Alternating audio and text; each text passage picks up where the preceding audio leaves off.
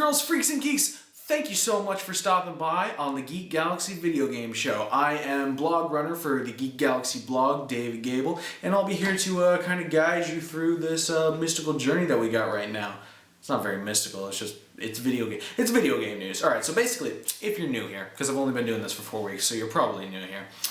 Basically what I do with this show is I take the 3 biggest video game providers in the world right now, and that's basically Xbox, PlayStation, Nintendo, so Microsoft, Sony, Nintendo, and I run through the news stories that were the biggest that they put out this week, and that kind of grabbed my eye, and I thought I'd take this opportunity to share it with you fine, lovely people out there. And so that'll be the first part of the show. After the break, I come back and I share with you an anticipated game that's upcoming that I'm really excited for. You know, that I've got a lot of passion for, a lot of passion for. And then I talk about a game, Blast from the Past game, a game that I remember playing that holds some significance to me in one way or another. It could be a good game, it could be a bad game. It doesn't really matter. It doesn't really matter. All that matters is that I talk about it and I fill up the time. But no, I'm obviously being sarcastic. I basically started this venture to practice my speaking skills a little bit. And any comments or feedback at all is much appreciated. You can find me on SoundCloud at dgabel64 under the Geek Galaxy name as we are right now. You can find me on iTunes at the Geek Galaxy Video Game Show or the Geek Galaxy Limited. You can leave a review. You can rate me. You can also check out my blog at thegeekgalaxy.blogspot.com. I just posted actually my review of Spectre up there right now. The film Spectre. I like the movie. You can find out why. Not everybody might like the movie, but I enjoyed the movie. You can go read why. thegeekgalaxy.blogspot.com. Speaking of the Geek Galaxy, we also have a Facebook page, or I also have a Facebook page. If you like that Facebook page, you'll be able to see the updates of whenever I post anything new at all, because I try to get the word out there generally. And yeah, really follow me on Instagram and Twitter at DaveGabel64. Twitter and Instagram at DaveGabel64, and you will be able to see when I do something new, and you'll be able to follow my life, and hopefully we can be good friends, because I don't have any friends. Okay, let's get on with the news, shall we, ladies and gentlemen? Shall we? Let's do it. Freaks and geeks. Yeah, that's what we do here for. All right, so we're going to start with Xbox news. So the first news that really caught my eye this week was that the Halo 5 update is bringing back Big Team Battle. So this is part of the Battle of Shadow and Light update that just launched this week. Not only does it include Big Team Battle mode once more for multiplayer, it also includes 4 new 8v8 maps and 48 rec packs. Now, I have not played Halo 5 yet.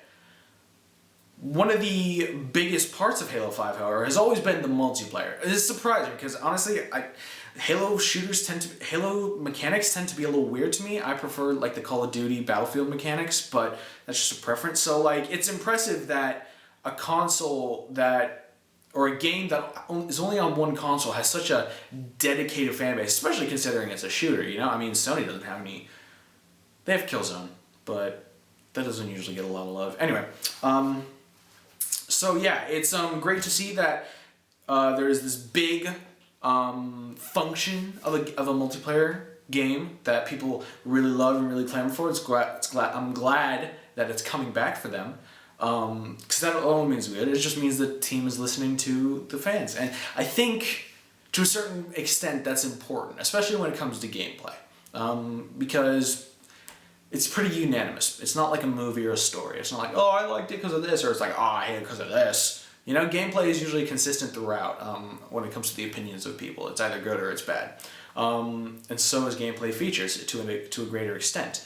So the fact that this big mode that everybody loves is coming back, it's good to see. It's good to see. So yeah, I guess, all right. So yeah, that's that story. Next story. Zombie releases as a physical copy. Okay, for those of you who don't know, Zombie is originally based off the game Zombie U, which was a Wii U launch title back in 2012. Didn't get a lot of success over there. In fact, I think it's one of the main reasons Ubisoft decided to part ways with Nintendo way back when. And to that extent, however, though, they have rebooted it. No, not rebooted it, pardon me. They have remade it or upgraded it, I should say, pardon me. They've upgraded it to the Xbox One, PC, and PS4 systems. And I know that's not generally Xbox, but I'll be honest, Xbox news was a little light this week. But the interesting thing about Zombie, it's coming to shelves in a physical release on January 21st, 2016. I played Zombie. I can't say it, no, that's a lie. I played a demo of Zombie on the Wii U. It was okay. It was okay. I think, honestly, the game has a lot more functionality and a lot more practicality when you have the gamepad function. Because for those of you who don't know, the game functions where everything's happening in real time. You're carrying a pack with you, which is essentially your gamepad, and you have to keep reaching in for items into it and keep actively switching things out from your backpack, because you can only use a few things at a time, and it's also used to collect things. That being said, anyway, as I was saying, pardon me, weird night. The Wii U gamepad functioned while you were using it. Other things were still going around, so you could still be swarmed by a zombie horde at any moment, which was a really cool mechanic. And I thought it would only work on the Wii U, but apparently it's been successful enough that it's warranting a physical release for these next-gen systems. It might very well be a cash grab, because people just didn't play it because nobody has a Wii U. But maybe there's some merit to it. I know it got better reviews, barely, because it was on these next-gen consoles, but I don't remember anything saying it was like a revolutionary change. So I guess we'll just have to wait and see. All right, the last piece of news for Xbox, because like I said, it was a slow week. Not a lot happened. Microtransaction system returns for Forza 4. Ooh boy, ladies and gentlemen, ooh boy. Okay, so this mode is brought back into Forza Motorsport 6. One of the things that can happen is players can disable this feature from appearing on their home screen. The feature is used to acquire cars and mod packs in exchange for real money. What they're saying right now is 100 tokens is $1 and 20,000 tokens is $100. That's a... Jeez, I don't know. I don't know what to do there anymore. I thought Forza Motorsport 6, well, I haven't played it, but I've seen enough of it, and I liked the structure that it originally had. It had a structure where you play, you gain experience, you gain those tokens, you can put that towards the game. Because that's how games are supposed to be. I'm tired of the adopting of this opportunity that microtransactions will get the company more money for lack of quality or lack of proper progression. It just annoys me. And I think a lot of it correlates also with the DLC plans that's going on right now with some like season passes. A lot of parallels can be drawn to the outrageous price of the Battlefront and Arkham Knight season passes, making them essentially $100, $200, $100, $110 games. I don't know. I can't really comment all that much because I never usually get swept up in the microtransactions. I hardly ever use microtransactions in any games. In fact, no, I don't think I ever have. So it's hard for me to be able to understand how appealing it is to people.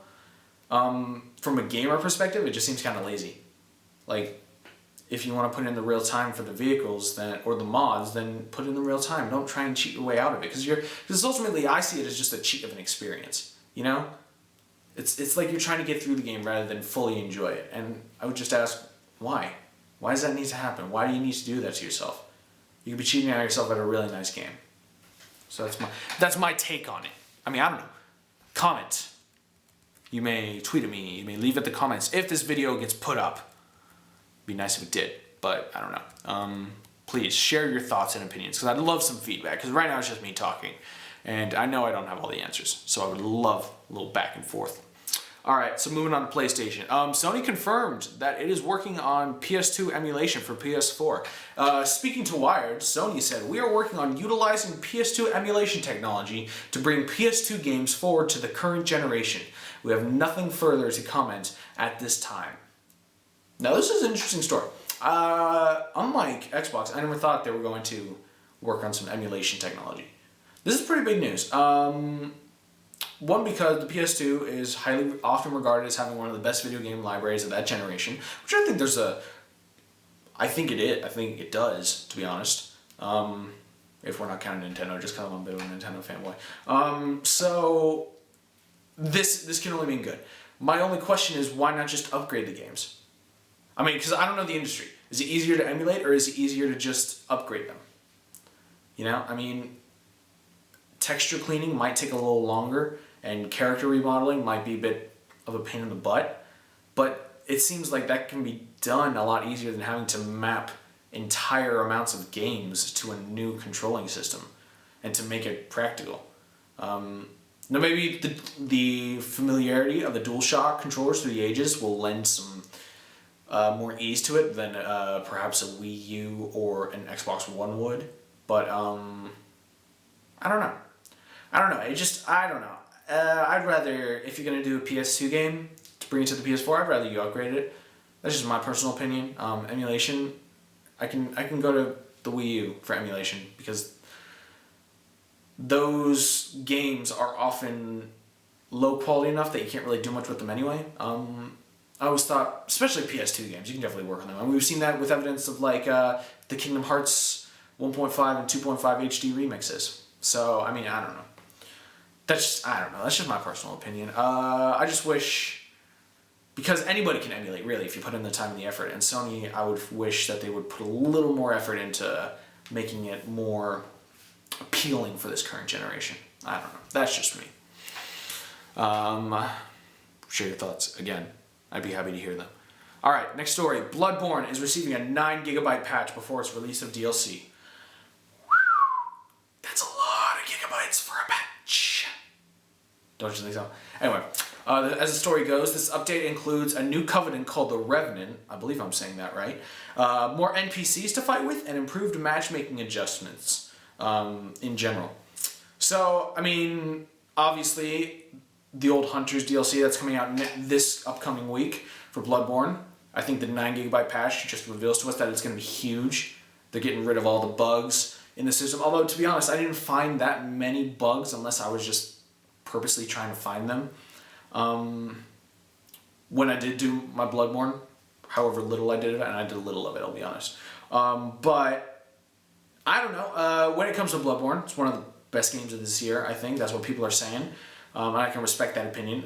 It's definitely got the challenge there. It's definitely got the adrenaline there. It's definitely got the appeal there. It's the aesthetic appeal there. It's a very pretty looking game, considering it's all about blood. But yeah, 9 GB, that's a lot. I hope y'all haven't used your PS4 storage yet. It's a lot. It's a lot, man. It's a lot. All right.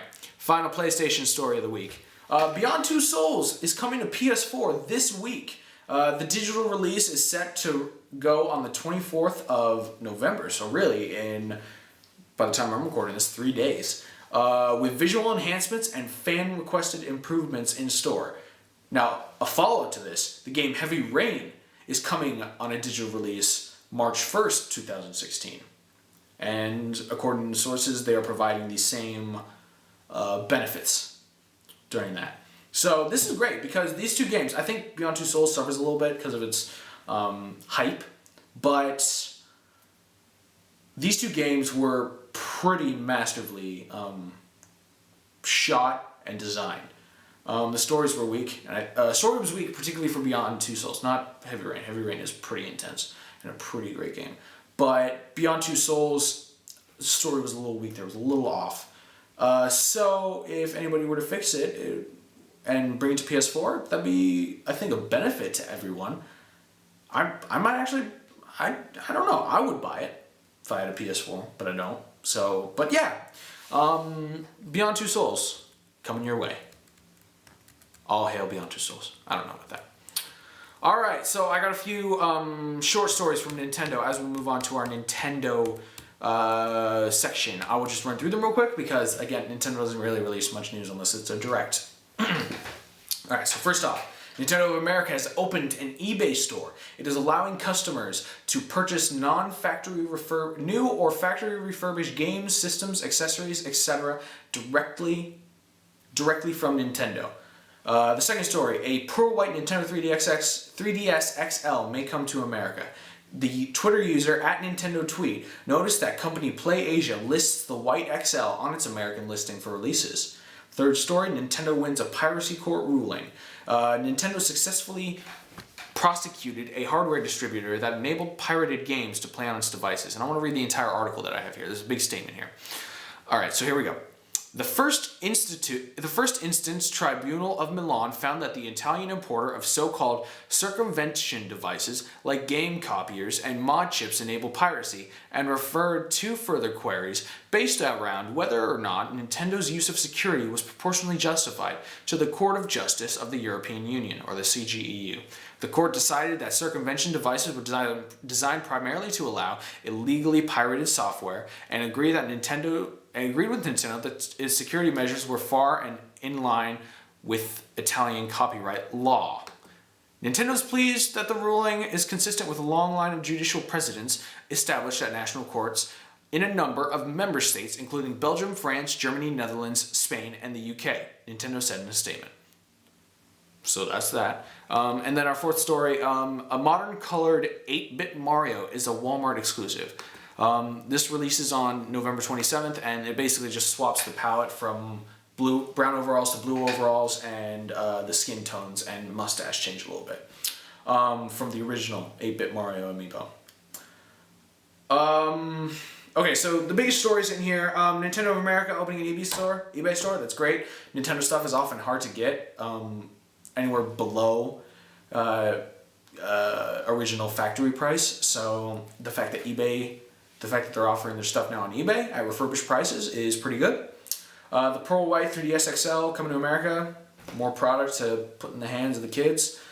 Seems a little weird that they would try and push that though, considering that it seems like they're pulling out of mobile gaming if it's not associated with NX in the upcoming years, and that's mainly due to the fact that things like a freaking phone are easier to make games for than a dedicated system, which is too bad, because the 3DS is a pretty great system. I love my 3DS. The Nintendo winning the piracy court ruling, that's great to hear, I feel like Nintendo often finds itself down on its luck, a little bit kicked into the corner from their two competitors, and why shouldn't they be, but seeing them win courts like this and just get a win for the little guy, that's great to see. I love to see it, and it just makes me proud as a Nintendo fanboy. And then the modern colored 8-bit Mario amiibo being a Walmart exclusive, that is annoying. I can speak from experience living in Germany. I appreciate it when I can find every single kind of product in one area. So like all my technology is all in one area, all the options are there, all my food is in one area, all the house accessories and just house maintenance tools are in one area. So to see the fact that this is still going to be exclusivity and you're going to have to run around to find all these different amiibos, I'm sure it's stressful to collectors. It'd be stressful to me if I was into that, but yeah, that's just kind of annoying just here. And on that incredibly depressing note, we are going to take a break, and I will return back with my upcoming anticipated games and my upcoming Blast from the Past game. I hope you all will stick around. Be back in a minute, freaks and geeks.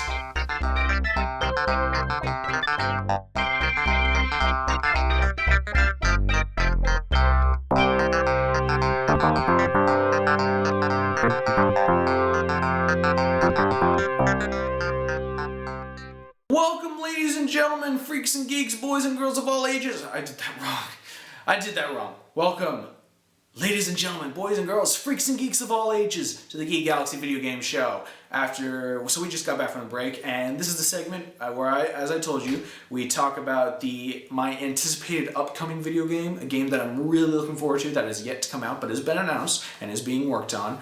And then I talk about Blast from the Past game, a game that just kind of spoke to me out of nowhere, or a game that I was recently playing that I already finished, and I was remembering how much I enjoyed it or hated it. So yeah, that's that. So let's get right into this, shall we, ladies and gentlemen? Or I'd like to call you freaks and geeks, because that's what you all are. I mean, if you listen to me, you're probably a freak or you're probably a geek. One or the other, but that's okay. Alright, so my anticipating upcoming game is actually Kingdom Hearts 3. Now, Kingdom Hearts 3, I got started in the series very, very late. I didn't start with Kingdom Hearts 1 or 2 on PS2 like most people did. I started on Kingdom Hearts Birth by Sleep for the PSP, which was a masterful game. And since then, I've grown to try the other games in the series.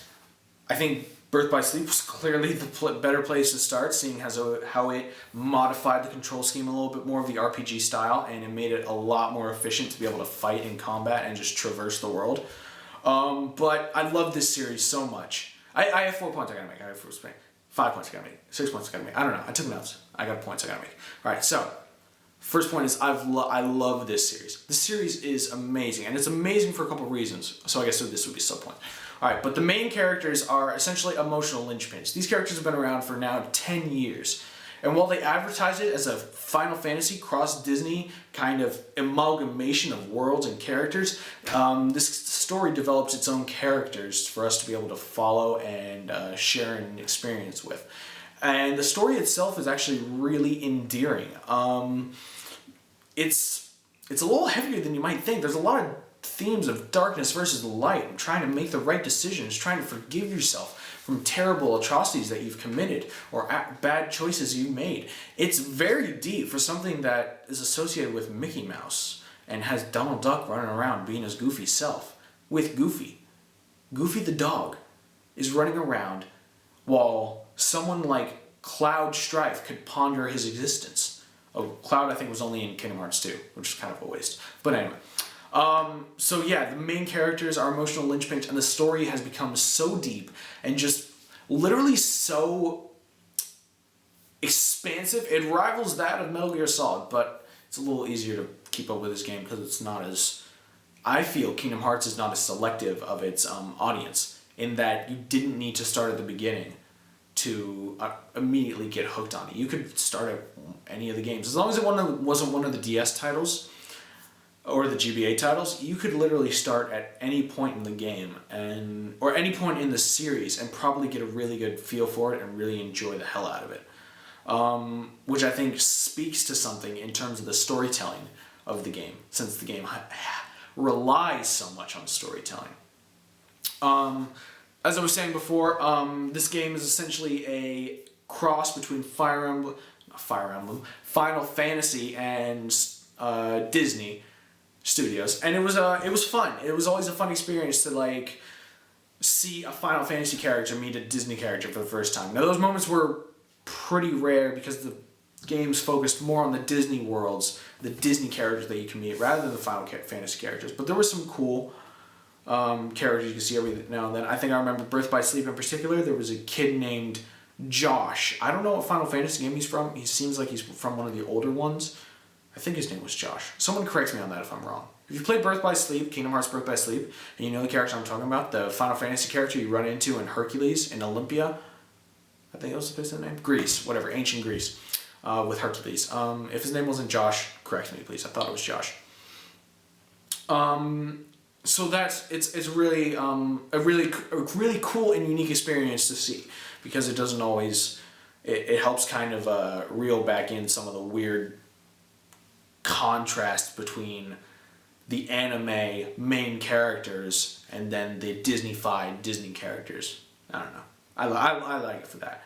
And I just think in HD quality, seeing these different worlds is going to be amazing. We know that the Tangled world is confirmed, and Tangled is a gorgeous movie. So to see that in HD in a video game is just going to be so good.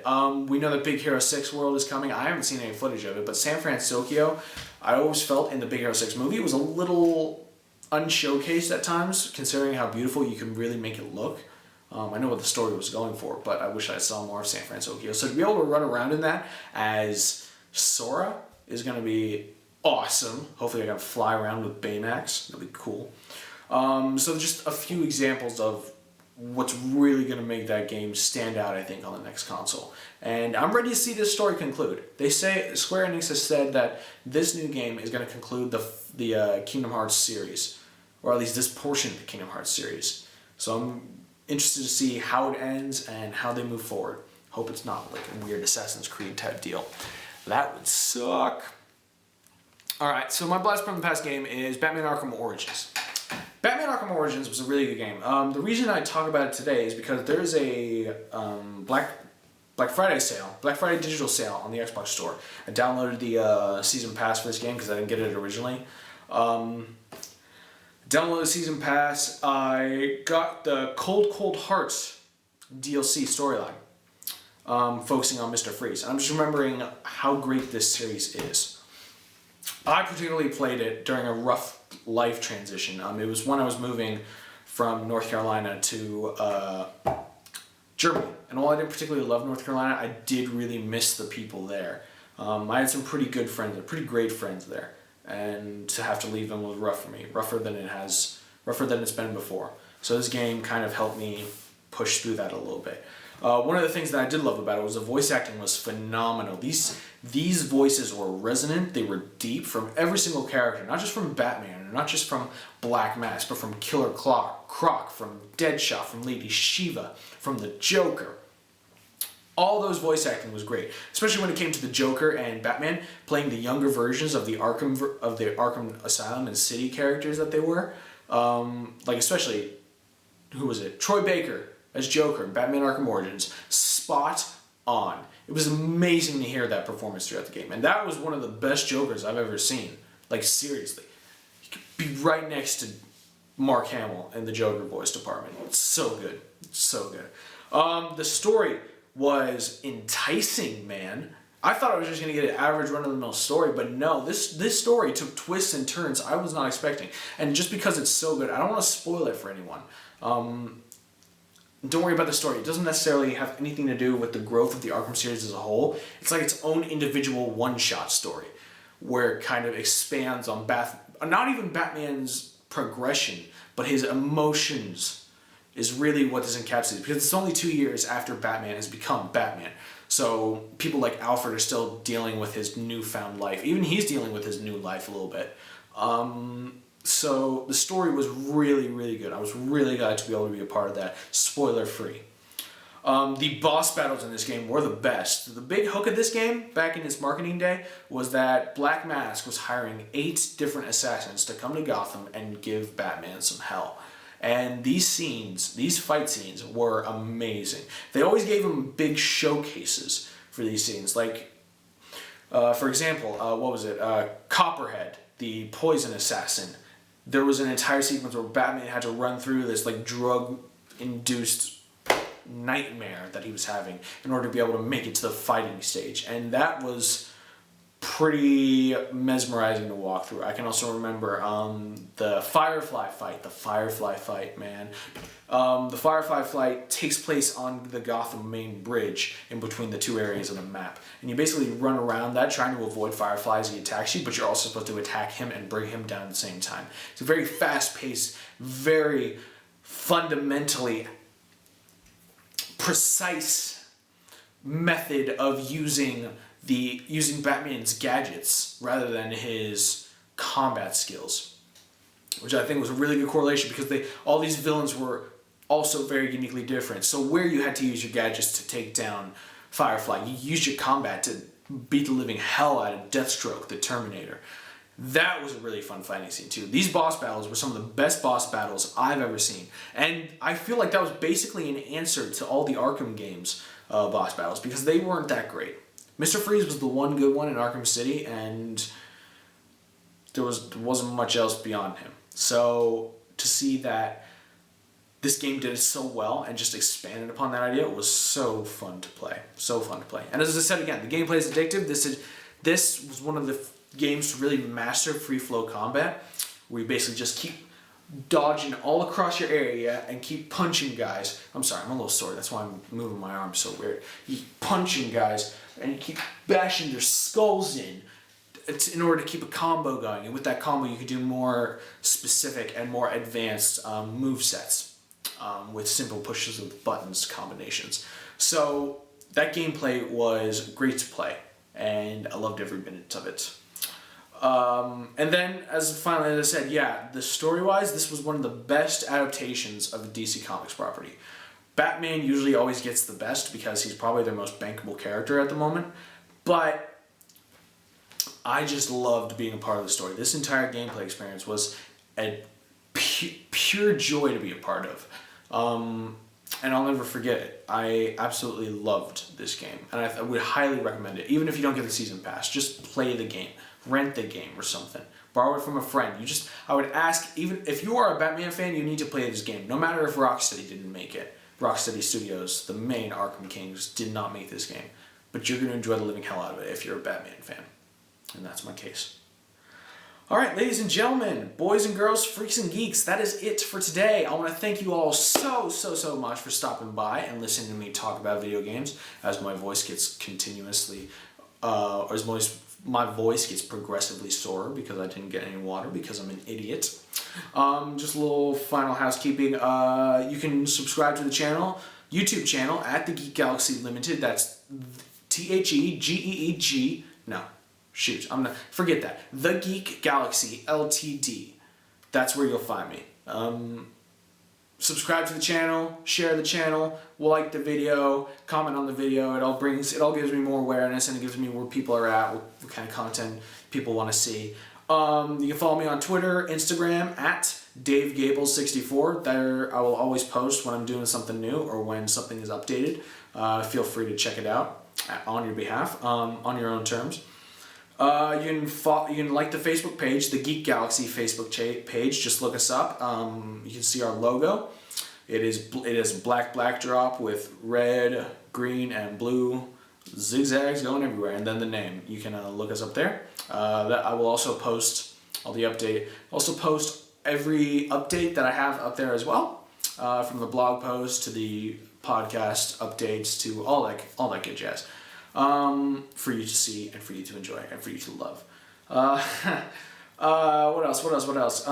Check out the blog, thegeekgalaxy.blogspot.com. I have 23 posts up there right now. You can check them all out, even if you've read these reviews. It's sometimes nice, I think, to get different perspectives. I tried to do that. So, even if you've seen the movies, maybe check it out, see what I thought about them, and compare your opinions, because that's always fun. You can comment, you can share.